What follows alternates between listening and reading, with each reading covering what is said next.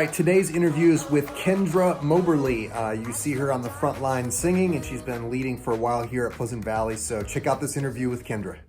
Well, we have Kendra with us today, and Kendra is on our front line, and you probably hear and see her lead worship on a regular basis. But today we thought we would just interview Kendra to get to know her just a little bit better. So welcome, Kendra. Good to have you. Hi, thank you. It's good to be here. So first of all, you've got a friend there with you. Oh, yeah. Yeah, introduce your friend. Who's this? This is my dog, T-Rex. He's 3. He's a golden doodle. We call him Lawrence sometimes. Sometimes we call him T-Rex. So just depends on the mood. And it's not because he has multiple personalities. It's because I don't know why. Cassidy Williams started it. So we'll blame Lawrence it on Cassidy. T-Rex. Yeah. Oh, that's good. Every good friend needs to have a nickname. So yes, exactly. So I just before we started recording, I told you the 3 things that we're going to kind of cover here. So I'd love to start with the first one, which is just kind of getting to know you. So I'm going to be quiet here for a little bit. I just want you to unpack who you are, where you were born and raised, maybe your family. Just tell us a little bit about who you are. Okay, awesome. So my name is Kendra, and I was born in Las Vegas, Nevada, which is fun because even though over 1 million people live there, not everybody can say that they were born in Las Vegas. And that's true. Yeah, so my mom was born and raised in Las Vegas, so I was born in Las Vegas as well and lived there until I was 7 or 8. And then my family moved to Utah for a couple years while my parents began to look for a seminary for my dad to go to and just kind of settle on which one. And they settled on Midwestern. So we moved to Kansas City when I was 9 or 10 and lived here while my dad finished his degree for 4 years. And that's when we first began attending Pleasant Valley, was when I was 10 or 11 years old in 6th grade. Yeah. And so you've been here longer than many people. I mean, I have. That's a long time to be at one church. That's awesome. Yeah. So it's been off and on for 15 years. And then we moved back to Utah after my dad finished school here. We moved back to Utah, and I went to high school in Utah, Southern Utah. It's beautiful there. It is. Everybody goes to Utah and goes to Northern Utah. And I don't know why, because Southern Utah is so gorgeous. I mean, it is like Grand Canyon views everywhere you go. So that's cool. If you plan a trip to Utah, go to Southern Utah. So you heard it. Kendra is promoting Southern Utah. So yes, I am. It's so beautiful. There's so much to do as well. And then I went to college for a year at Samford University in Birmingham, Alabama, and thought I would take a semester-long break and go to Kenya. So I went to Kenya for a semester. And when I came back, I decided not to go back to school. We call that a gap year, or sometimes a gap season. Yeah. Well, it's been a gap 7 years. So haven't gone back yet. And I have plans to go back to school eventually, but more for I actually want to really learn something now and get something out of it, as opposed to just getting the degree, would have been my goal.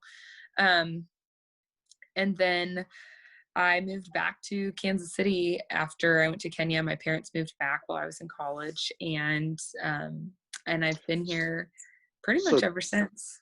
So time out. Can I ask you, so Kenya, I mean, it's not like every day someone wakes up and says, oh yeah, let me go to a completely different continent just to check it out. Why? I mean, most people are like, oh, let's go to Hawaii, or let's go to Australia, or why Kenya? Yeah. So my cousin did something called the World Race while I was in college. So it was a mission trip where you go to 11 countries in 11 months. And the plan or the goal with that is for people who know that they're called to ministry or missions of some kind to be able to have a lot of exposure to different countries, different types of ministries. They partner with different ministries all across the globe. And while she was there around Christmas time, I had started feeling this pulling to do kind of a midterm mission trip, which is like the longer than the typical 2 weeks, but not necessarily called to international missions for like the rest of my life. And so I watched a video that she did, and it was actually her hardest month of the entire year. And she was in Africa, and they pretty much dug trenches the entire month. And it was hard. And she was like, it was awful, but she learned a lot about the Lord and just had really cool ministry opportunities in that.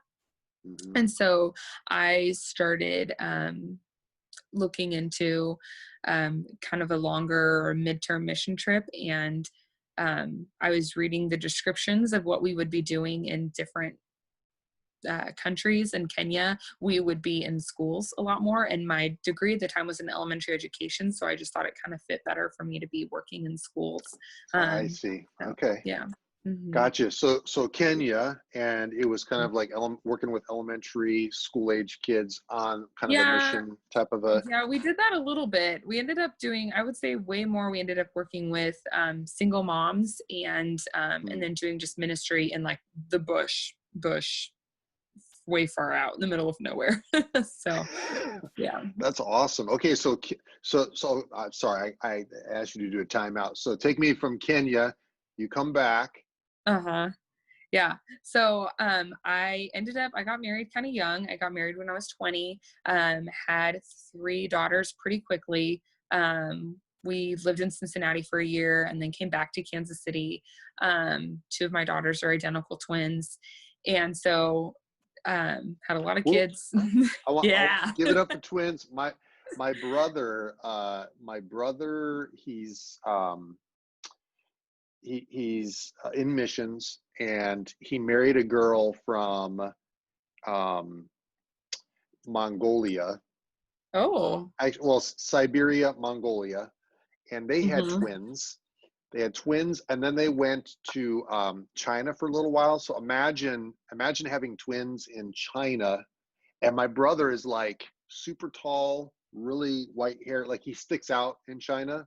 But then you add Mm-hmm. the twins with it. So anyway, all that to Yeah. say, I'm a fan of twins. My brother has twins, and Yeah. I bet they get stopped a ton. yeah. Well, you're It and used your to take girls, me they're so long to grocery well, shop because like everybody just wants to, oh, twins, twins. Yeah, it's crazy. And actually, they weren't born in Kansas City. They were born in Cincinnati, but I want to say mm, at St. Luke's in Kansas City, the same month that they were born, they had like, it was like their highest month ever, or the highest amount of twins in a month that they've ever had at St. Luke's. huh? So there's been an influx of twins in Kansas City specifically. So it's kind of fun. They installed a cloning machine, and they just didn't tell you. Yeah. I'm just kidding. Or the water, something in the water. Something in the water. That's right. Yeah. All Or right. it All was right. the World Series, but yeah. Anyways, so um I'm trying to think. So we moved back to Kansas City. And about 2 years ago, I became a single mom, and it's been beautiful to have to learn to trust the Lord to provide for everything for me, including patience with my kids.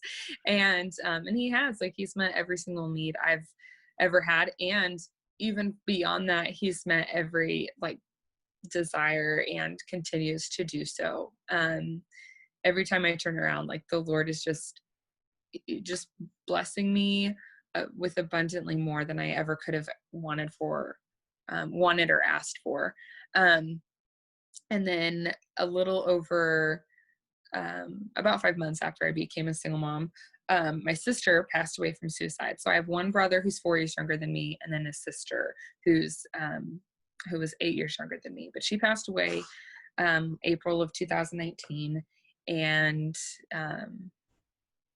then since then, it's been a journey of grief. And I've become really passionate about mental health in the last several years as I've dealt with anxiety and depression myself. But I've become way more vocal and way more wanting to talk about mental health after my sister passed away. So, That's awesome.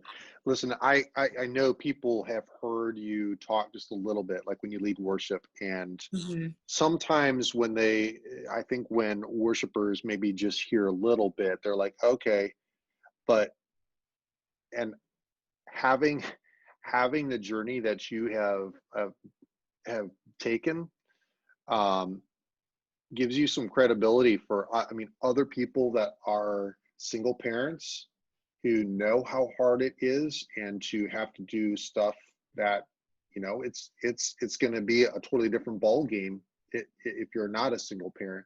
So Mhm. other people identify with that, and I think they're strengthened just by hearing you being really vulnerable and just saying, hey, I'm passionate about mental health. I think that's is immensely helpful for other people. So I've Yeah. appreciated your transparency. Well, thank you. Thanks. I think it's can be a taboo subject to talk about, or some people still get uncomfortable talking about therapists and therapy, but I've been in therapy for 2 years, and I don't know if I will ever be allowed to stop. Like, be not allowed, but like I won't ever allow myself to stop. I just know that Yeah. I need it. So yeah. Well, I don't tell a ton of people this, but my dad is, he's retired now, but he was a clinical psychologist. Mm. And my friends would always kind of joke with me at school and stuff. They're like, oh, do you have like a shock therapy table at home? Or do you have like one of those cool like banana couches? Yeah. Mm-hmm. And, I would roll my eyes, but I see a lot of the good that comes with just unpacking, and especially unpacking with someone who is trained in the field and someone who is a neutral outside party that is not super connected Right. with everything that's going on. And I think that's where people get in trouble. They listen to advice from just friends or just parents, Mm-hmm. or sometimes people that may not be trained in identifying what may be going on. So Mm-hmm. it's awesome that you're open with that, because I think there's others who want to be open. Yeah. They're just afraid to be open and vulnerable with it. And the fact that you are, it's going to let other people know, okay, this ought to be a normal thing, that we unpack it with people who can help us. So it's good. Yeah. I love it. All right, so tell me, like, what do you spend your days doing during pandemic? This is not, I have not moved on to the second question yet, which is going to be, Okay. you're gonna you're gonna share something that most people don't know about you in a second, but Okay. like, What do I what do is it? during the pandemic? Well, yeah, what does a single parent Uh-huh. do during pandemic times? And you have like got little kids. Uh-huh. Safety is a really big issue right now. Like, how is all of that? Like, what are you spending your days doing and processing with all of that? Yeah. So, my twins are 5, and they were in preschool when they like left for spring break. I think like most of Liberty did, left for spring break and then never went back to school. And so um there went, I would have some free mornings while they were there, or I just have one little one, and I was able to get more work done. So I'm a freelance writer and editor, and then I also speak at events. And so the speaking at events thing is new. Like I just started doing that this year, and I guess it started like last fall, but every event's been canceled, right? So I've done a few things Right. via Zoom, but besides that, like everything that I've been like working towards has been canceled. And so fortunately Right. it's like kind of starting to pick back up. But that was what I would fill my days doing, would be planning for events or writing. I edit for a few different companies, like their blogs and stuff like that. That's Or awesome. I write an online Bible study, just kind of stuff like that. And so that's what I would, fill my time doing when my girls were at school. So then all of a sudden they're home. And fortunately, my parents are really helpful, and they'll take the girls for me. And then we have some friends that's where they're at right now, at a friend's house, that'll take the girls for me too. But typically when I have them, we wake up in the morning and they have started to want to get their own breakfast, which I'm totally fine with. But usually it's me cleaning up their mess from them getting their own breakfast. Like Um, all day long, you're following, yes. like cleaning up Yeah. Yep. the tornado mess that happens. Yep. That is literally it. Yep. That's what I'm doing. It's so great. And then I always like to joke with my friends that like majority of your parenting life, the majority of your parenting life will be trying to keep your kids awake when you want them to be awake, and trying to get them tired and asleep when you want them to be asleep.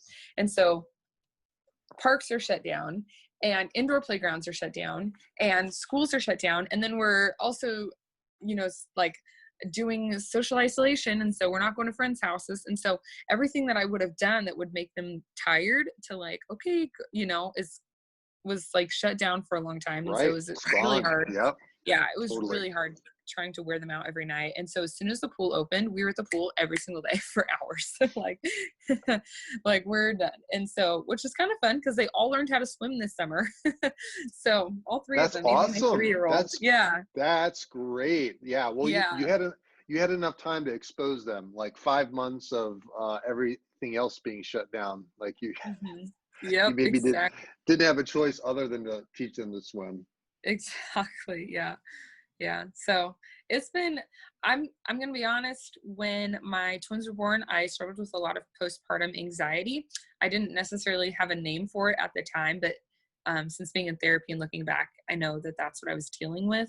And they were babies when like the bombing in Paris happened and just all kinds of stuff was going on. And I lived every single day for months and months, just full of anxiety that something was going to happen to them, something was going to happen to me, and they wouldn't have me. I would have full-blown panic attacks while I was driving home from the grocery store and have to pull over just to like catch my breath, because I was so scared that I wouldn't even make it home and something would happen. And so I had to give, and if that's a struggle that people struggle with, that's a real thing. It's not, sometimes you need medication to help, sometimes you need therapy. But I had to work every single day to give that over to the Lord.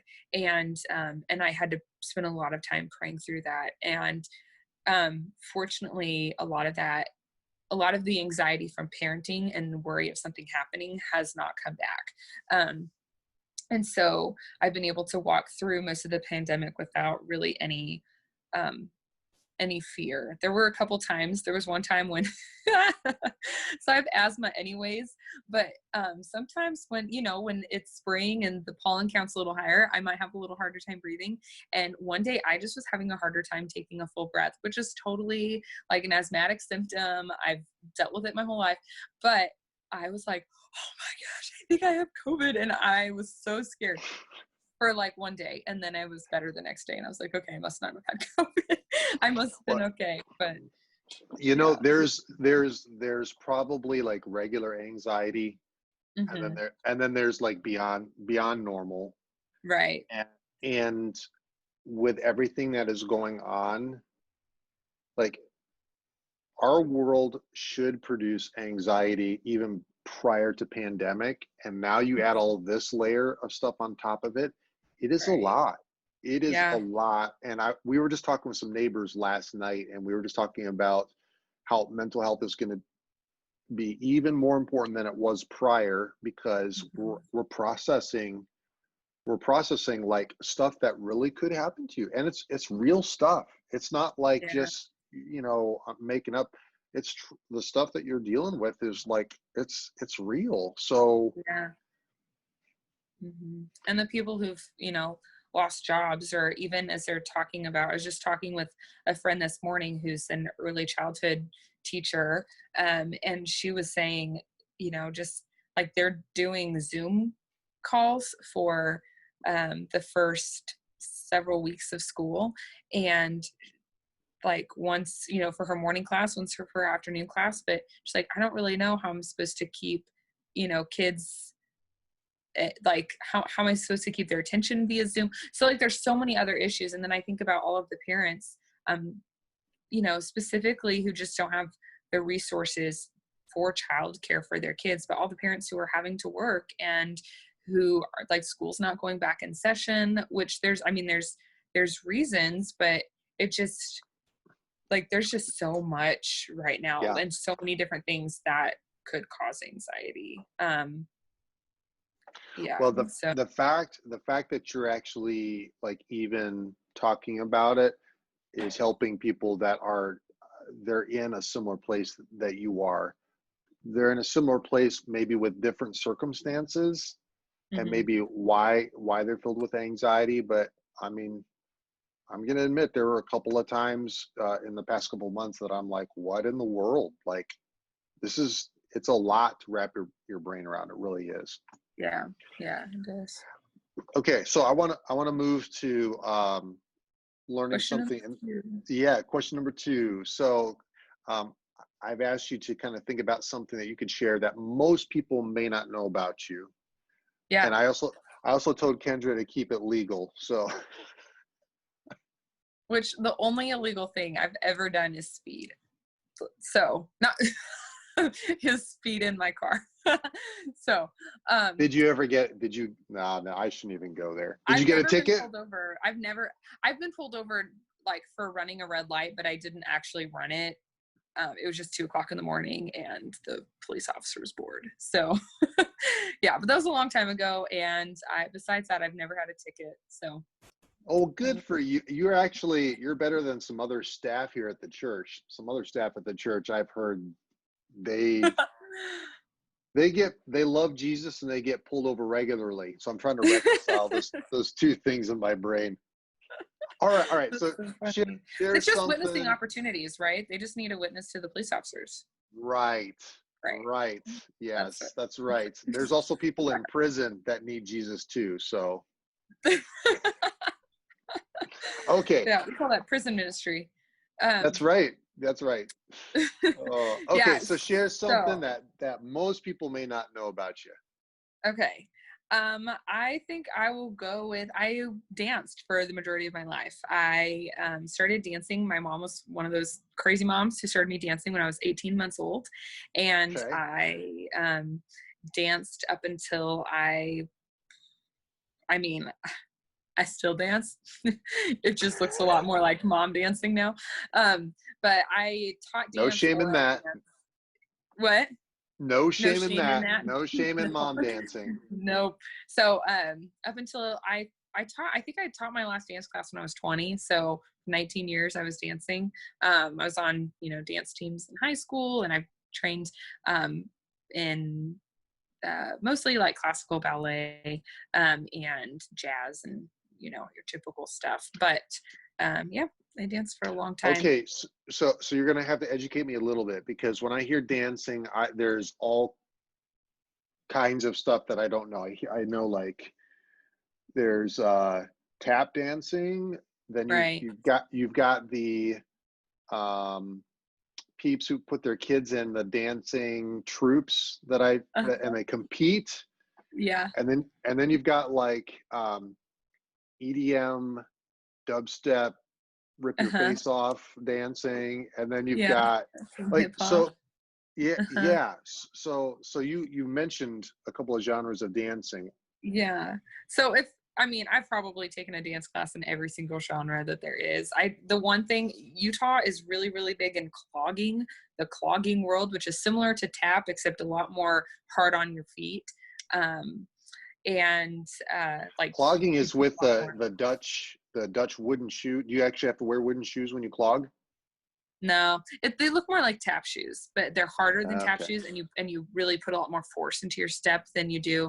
Hmm. It's like a mix between tap and like Irish step dancing. So, but I never clogged. That's the one thing I also have never Irish step danced. But I do have a cousin who was made it to world championships for Irish step dancing, so that's cool. But mostly Is like, is uh-huh. Irish step dancing the river dance?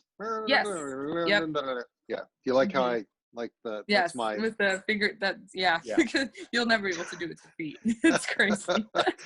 Yeah, it's But pretty amazing, like, to watch, and then if you get a group of people synchronized, it really is amazing. oh, I love it. I love watching river dance. I've seen it live, and then I had a VHS of it as a kid that I would watch all the time. So for all of the below millennials, VHS stands for.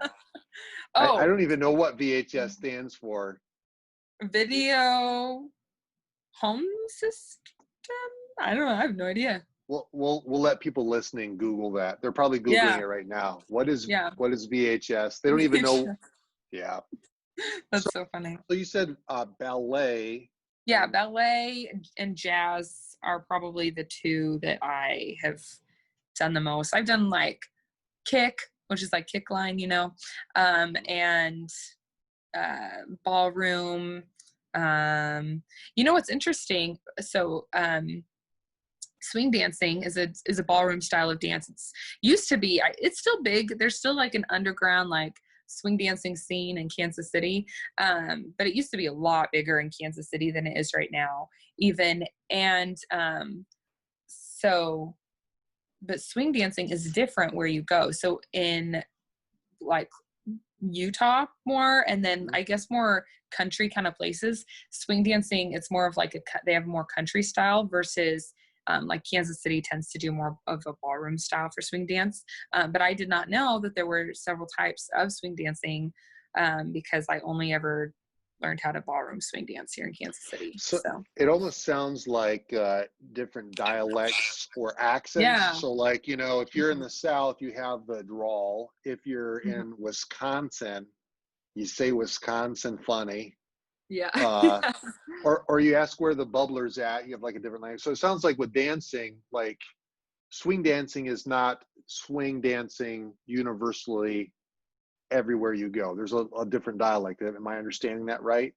Yeah. It almost I would say like if you were to watch on what's it called? Dancing with the Stars. Dancing with the Stars. Yeah, that's the thing. If they ever did a swing dance, which I don't think that's a style they typically do, but if they ever did a swing dance, then you would find the ballroom type of swing dance. But if you go out to the country or Utah or whatever, then it's gonna be more of a kind of a fun, not as ballroomy style. So yeah. Well, I used to play trombone in a big band in Pennsylvania for a while, and so I was usually on the other end of producing the music for swing dancing. But it like had a big surge. I want to say, wasn't it like back in the late 90s? Mid to late 90s, swing dancing kind of like came back, and like you said, there's still this underground. It's still a big thing for some people. Yeah, I'd say, it was still, there were like swing dancing clubs in Kansas City. Some of them were like specifically non-drinking, so younger people would come and could come. But there were like swing dancing clubs like up until probably 2006, 2007, and then they kind of started going away. And there's still a few places where you can go and swing dance, or sometimes at the River Market in the evenings they'll have like a swing dancing night. But yeah, it's not as easy to find. We should have a closing song to one of Pastor Merle's sermons, and we'll just make it a swing tune, and then we'll have to put some choreography to it and then give you a call. Yeah. That'd be so funny. I think Caleb Eisler can swing dance, so we could see, there you go. Yeah. There you go. Yep. Oh, that's awesome. That's awesome. Well, I have no dancing experience except for square dancing from middle school when I was growing up. I had to square dance too. Yeah. I know, that's how most people say it. I had to square dance. Yeah, I don't know a lot of people that do it on purpose. Yeah.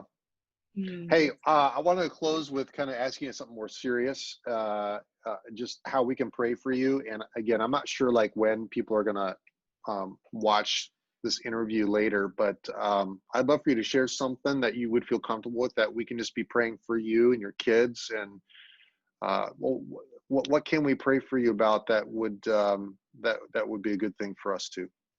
Yeah. So as I mentioned, I've been working towards speaking at different events, and then, events were canceled.